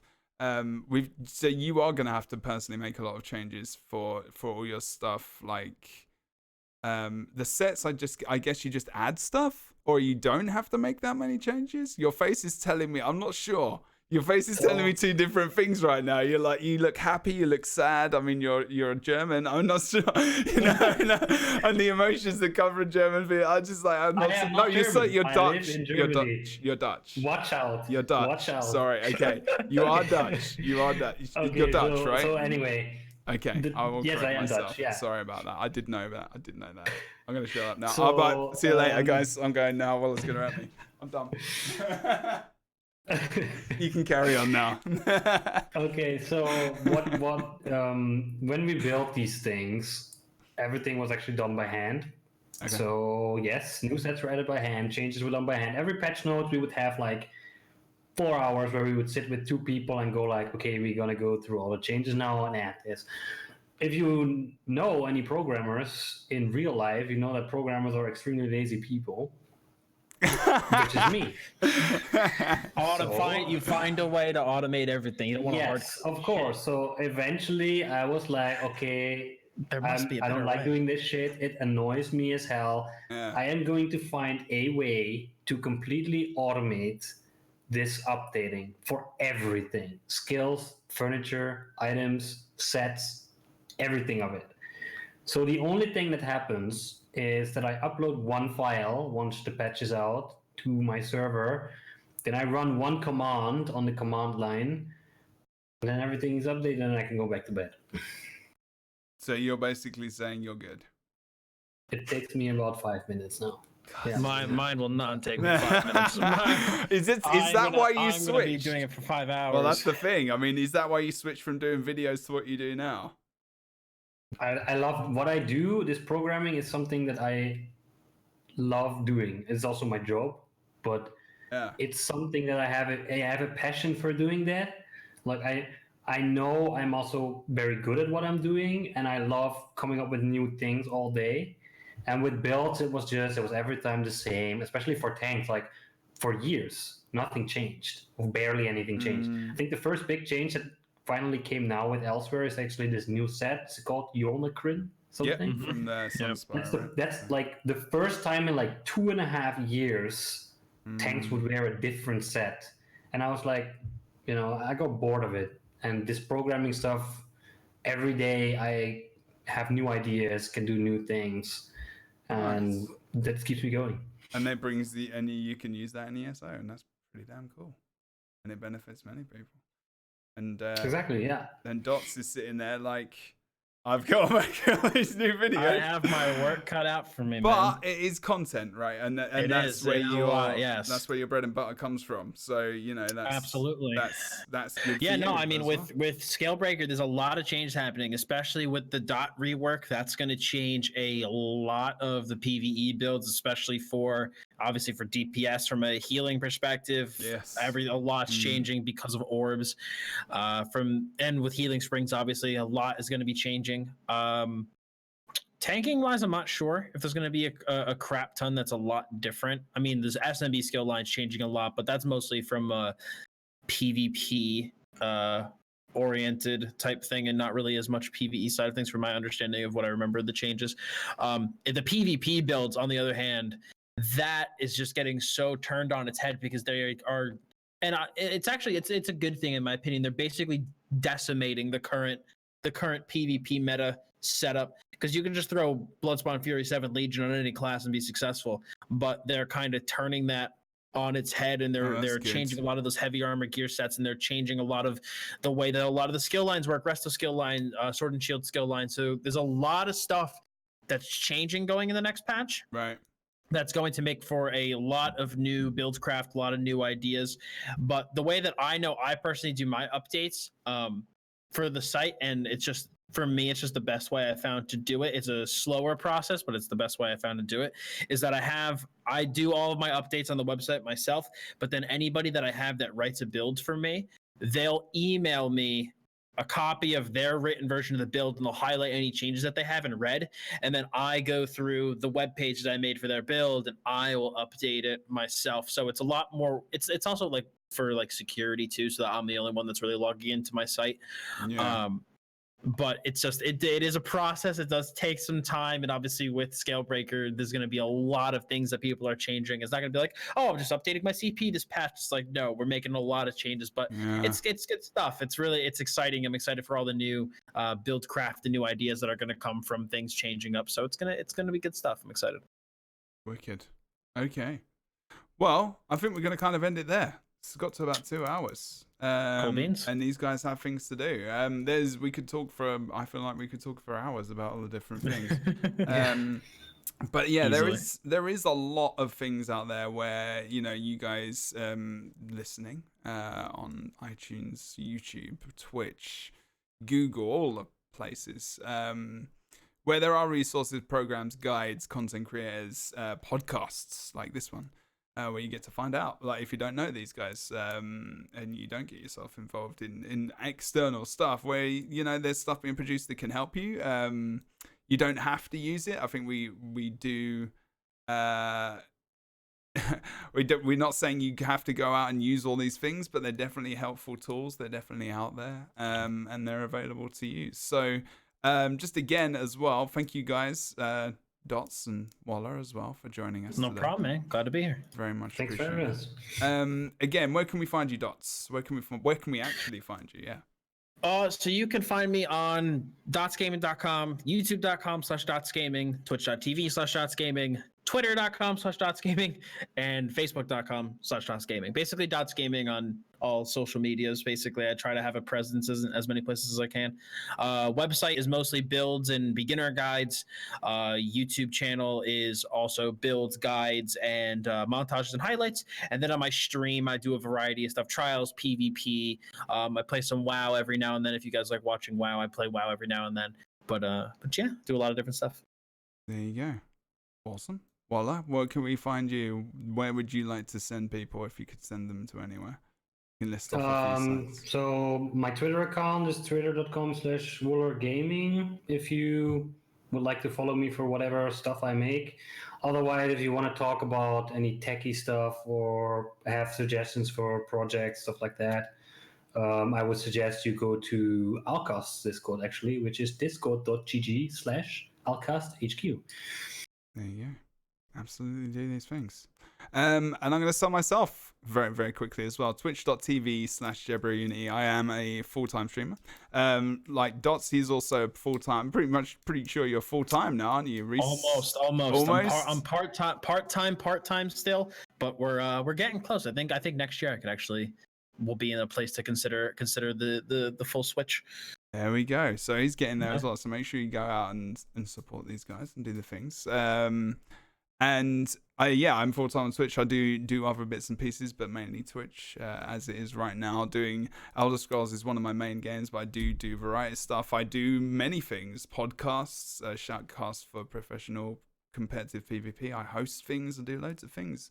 So if you want to come and join us, twitch.tv/Jebro-Unity. If you do want to support the new Companions podcast on Anchor, make sure you go and click the support button. There's Patreon and all these things as well. I'm sure these guys have as well. I'm going to put all the links of that in the description and some decent places where you guys can go to have a look at all these different things you can do to maybe enhance your game experience if you want to enhance it even further, which I promise will happen. If you go and follow these guys' guides, programs, mods, like anything, all the things I'm making, building, and producing. But otherwise, I want to say thank you to you guys again. And we'll be back in about 2 weeks with some new guests, with some new topics to talk about on the new Companions, the Elder Scrolls Online podcasts. You can wave if you would like to, as we say goodbye. Bye.